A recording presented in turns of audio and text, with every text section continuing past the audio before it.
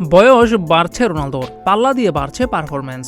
সকল হিসাব গুলিয়ে সব পরিসংখ্যান আকাশে তুলে বয়সের সঙ্গে যেন আরো ধারালো হচ্ছে তার পারফরম্যান্স। যে বয়সে প্লেয়ারদের ফিটনেসে দেখা যায় ঘাটতি, যে বয়সে প্লেয়ারদের পারফরম্যান্সে ধরে মরছে, সেই বয়সে রোনালদো খেলছেন টকবগে তরুণদের মতো।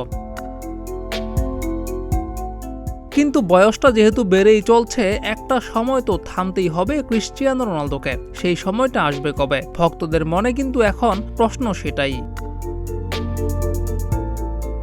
সম্প্রতি উয়েফা নেশনস কাপের ম্যাচে পোল্যান্ডের বিপক্ষে মাঠে নেমেছিল ক্রিস্টিয়ানো রোনালদোর পর্তুগাল। সেই ম্যাচে জোড়া গোল করেছিলেন রোনালদো। ম্যাচের পর তার অবসর নিয়ে পরিকল্পনার কথা জানতে চাওয়া হলে ক্রিস্টিয়ানো রোনালদো বলেন, আমি ফুটবল খেলাকে উপভোগ করতে চাই, হয়তো 1-2 বছরের মধ্যে অবসর নিতে পারি। আমি কিন্তু শিগগিরই 40 বছরে পা দিব।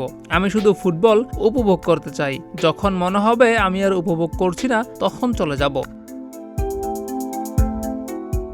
আর মাত্র 1 বছর পরই ফিফা বিশ্বকাপ 2026 সালে অনুষ্ঠিত। সেই বিশ্বকাপে কি ক্রিস্টিয়ানো রোনালদো খেলবেন?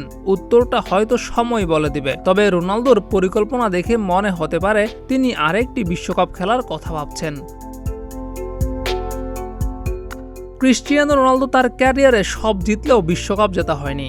এমনকি বিশ্বকাপের নকআউট পর্বে ক্রিস্টিয়ানো রোনালদো কখনো গোলই করতে পারেনি। অসংখ্য রেকর্ডের মালিক রোনালদো হয়তো এই লজ্জার পরিসংখ্যান নিয়ে অবসর যেতে চাচ্ছেন না। তাই হয়তো আরেকটি বিশ্বকাপ খেলে সেখানে ভালো কিছু করার পরিকল্পনা তার।